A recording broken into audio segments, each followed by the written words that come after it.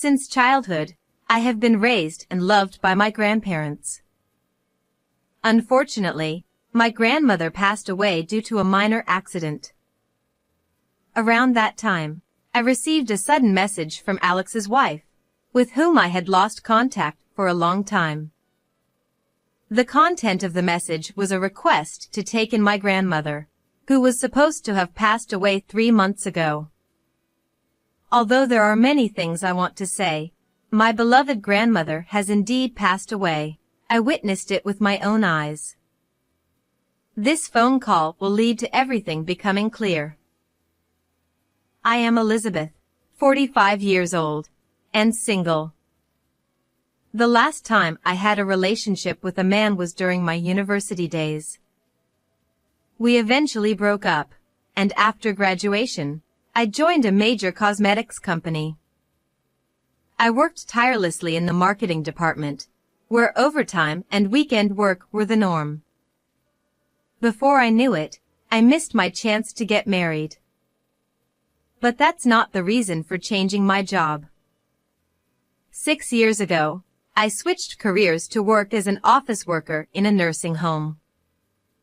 In the past, I used to be jostled around in a crowded train that took an hour and a half each way, and I would be lucky if I could catch the last train home.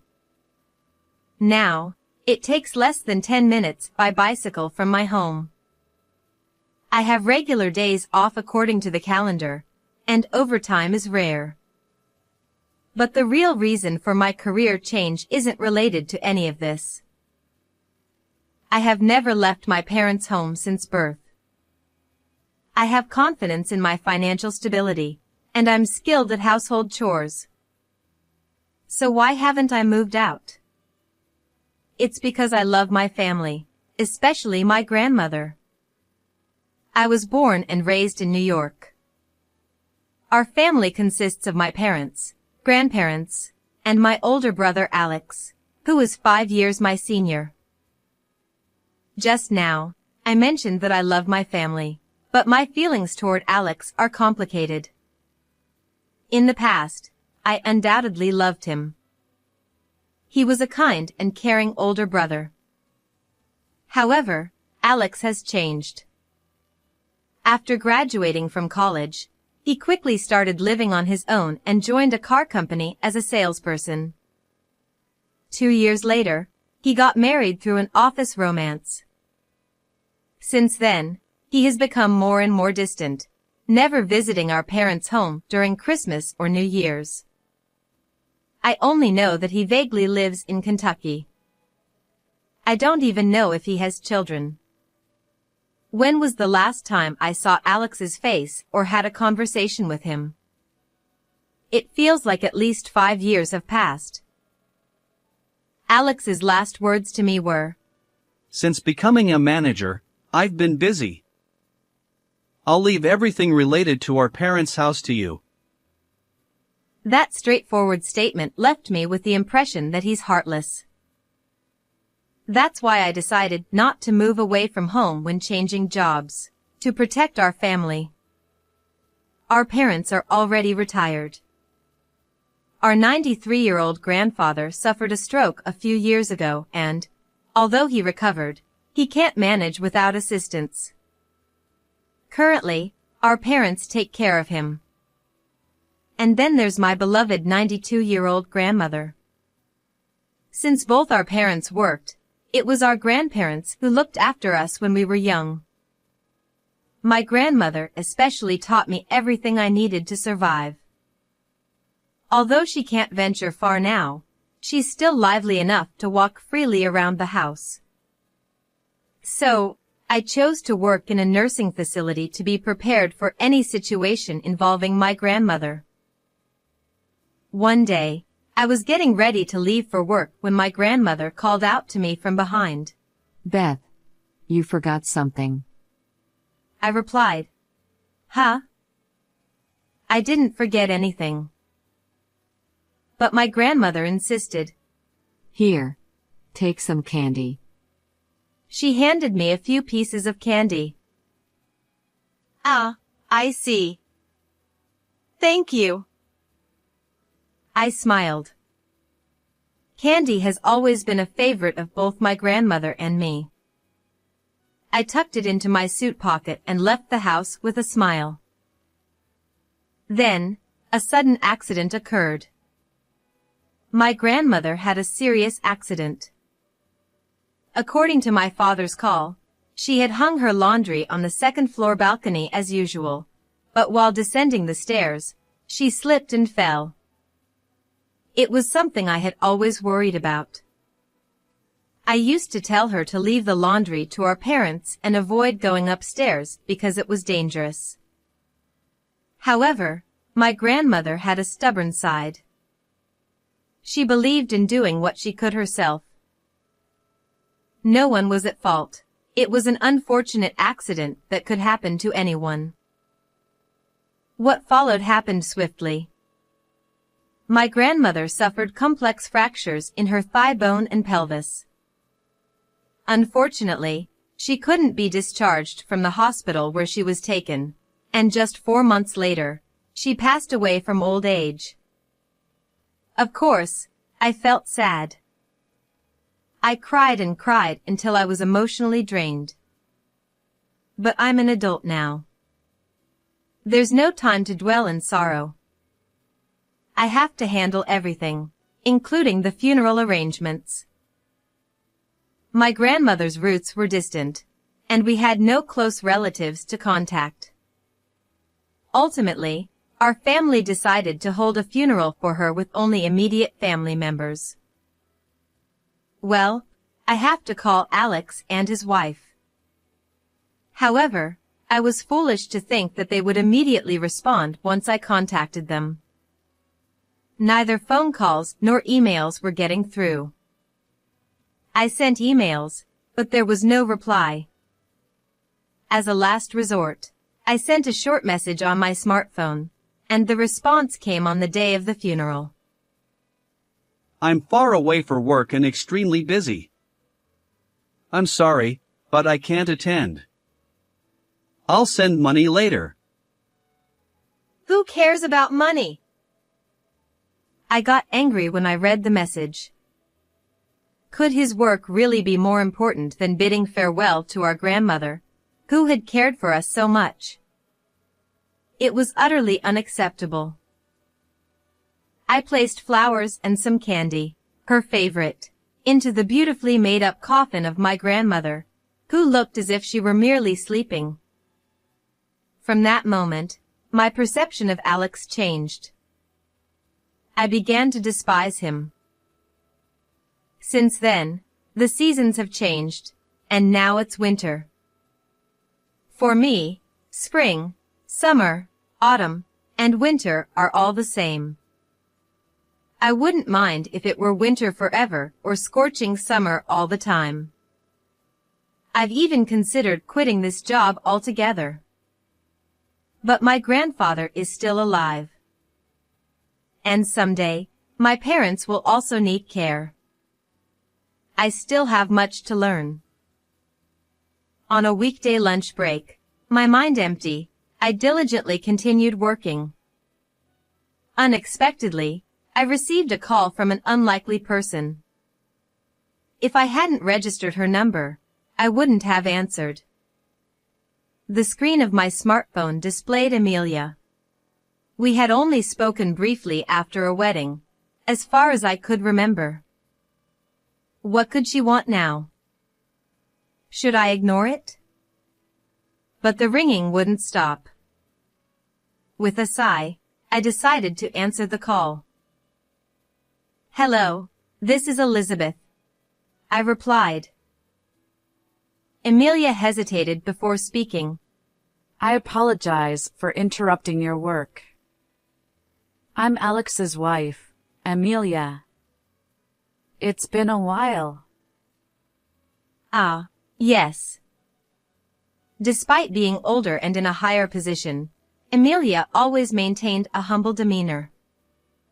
Even when Alex and I suddenly got married, she greeted not only our parents but also me with proper respect. In short, she's a good person. That's why I couldn't understand why she was contacting me now. It's okay. How can I assist you? I asked, trying to keep my tone as neutral as possible. Amelia continued. I feel awkward saying this, but it's about your grandmother. Is something wrong with my grandmother? My frustration slipped into my voice. Under my husband's instructions, we've been taking care of your grandmother. However, it's been over a month since the promise time. Could you come and pick her up? What? I genuinely couldn't comprehend what Amelia was saying. Wait a moment. That was the best I could say. So, Amelia is taking care of my grandmother, who died 3 months ago. This was the question I came up with after thinking hard. I know this is incoherent, even for me. But the same goes for Amelia. Yes, your grandmother is with us. What? She passed away? 3 months ago? Her surprised voice sounded genuine. Can we both calm down a bit? I suggested, and Amelia agreed. A few minutes later, I regained my composure and carefully explained the circumstances that led to my grandmother's passing. Amelia's response, however, was perplexing.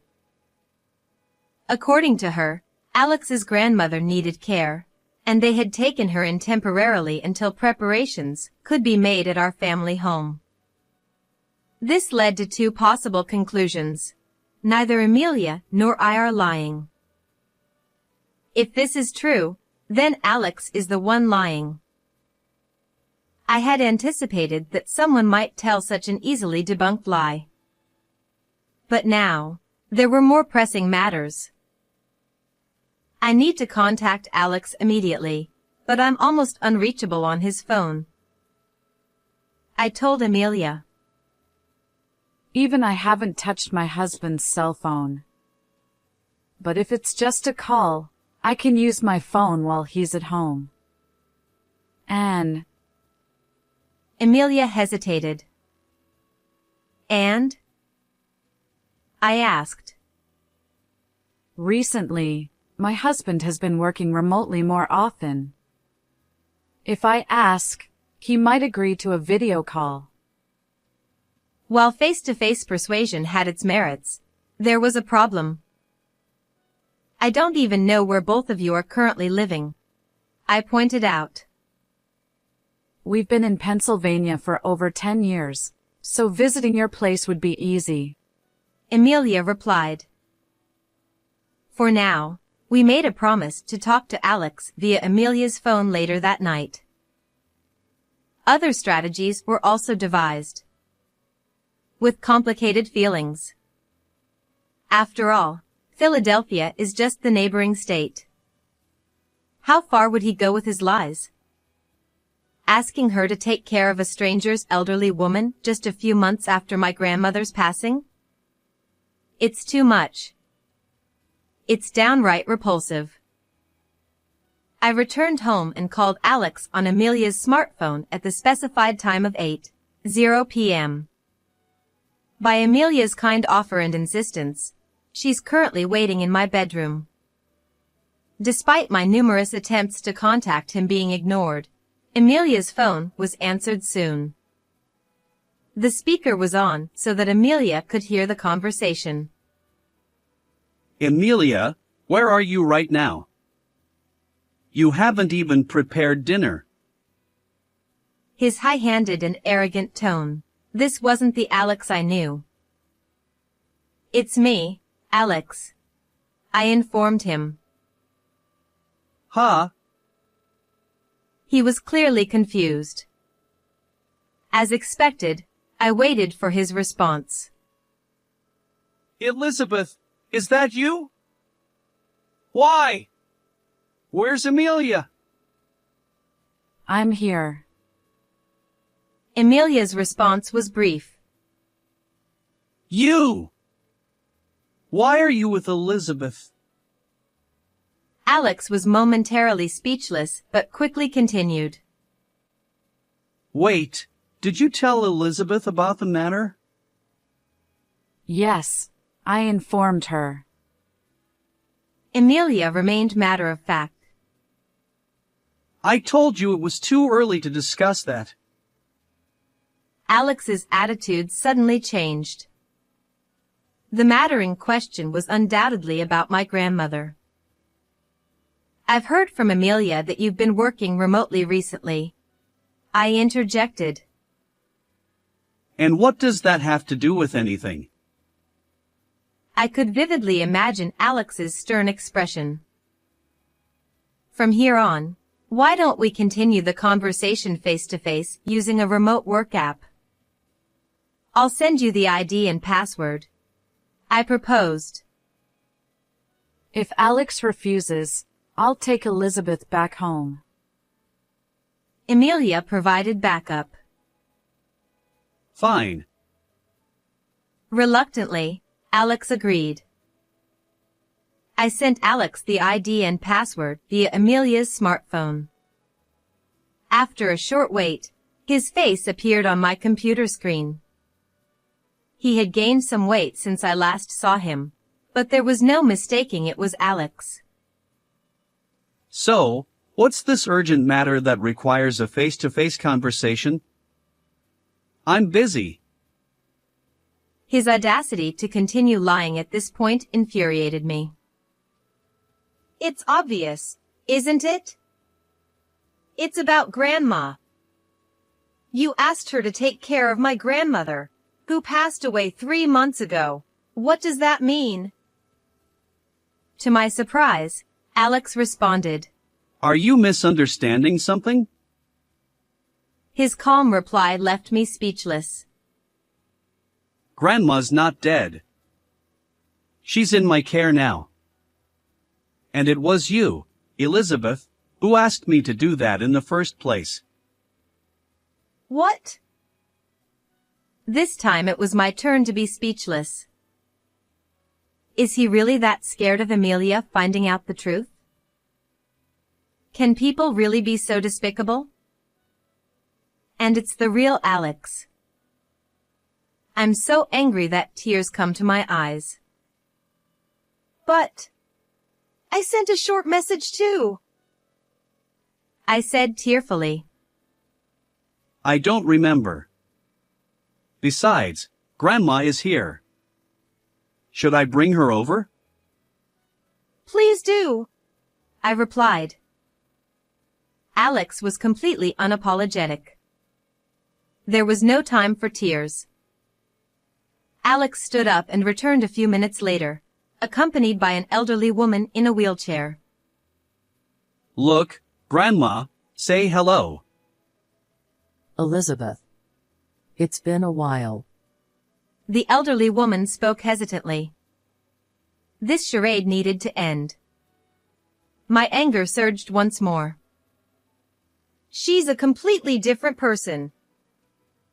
In reality, the elderly woman on the computer screen bore no resemblance to my beloved grandmother. Besides, my grandmother always called me Beth, never Elizabeth. Appearances change as people age. She might be showing signs of dementia lately, so it's no wonder your memory is fuzzy. Alex was determined to stick to his story. In that case, you probably won't accept a death certificate as proof, I retorted. Of course. Nowadays, documents can be easily manipulated. His defiant smile irritated me. But I had prepared my own strategy. Then I'll show you some evidence. Just wait a moment, I said, leaving the room. A few minutes later, I returned to my bedroom with the evidence. Ah, Alex. It's been a while. This disobedient child. Grandpa? But you were bedridden. Alex's eyes widened at the sudden evidence. I was prepared for death at one point. Even now, I can't go to the bathroom without assistance. But my mind is still sharp. He continued. I've heard Elizabeth's side of the story. The woman on the screen is my wife? Ridiculous. My wife was more beautiful. Ah. Cornered, Alex hung up the call. He was probably trying to exit the remote session too. Emilia, who had been silent until then, finally spoke up. Are you running away, Alex? To Elena's place, perhaps? Even through the computer screen, I could see Alex's face turn pale. What? I've suspected this for a while. Alex, you underestimate me. Emilia's tone was firm. Your grandmother often mentioned Elena.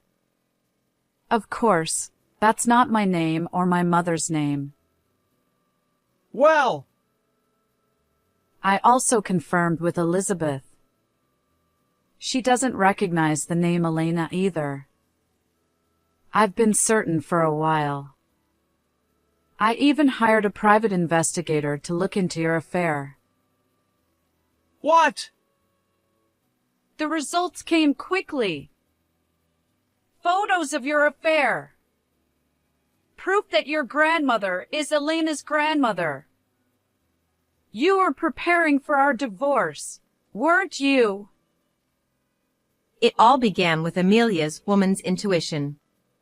Alex, or rather, Alex's high likelihood of being involved with another woman, his affair with a coworker named Elena in her late 20s, his decision to care for Elena's grandmother, who had dementia, to gain favor with her, and his plan to burden my family with her before she entered a facility. He used every means to divorce Emilia without admitting fault, remarry Elena, and secure a future. Emilia gathered evidence of all this and reached out to me. Honestly, Emilia is an incredibly intelligent woman, far beyond what her appearance and demeanor suggest. If you have something to say, go ahead. I asked Alex, emphasizing that I would only listen. I'm truly sorry. I didn't mean to deceive you. Neither did Emilia.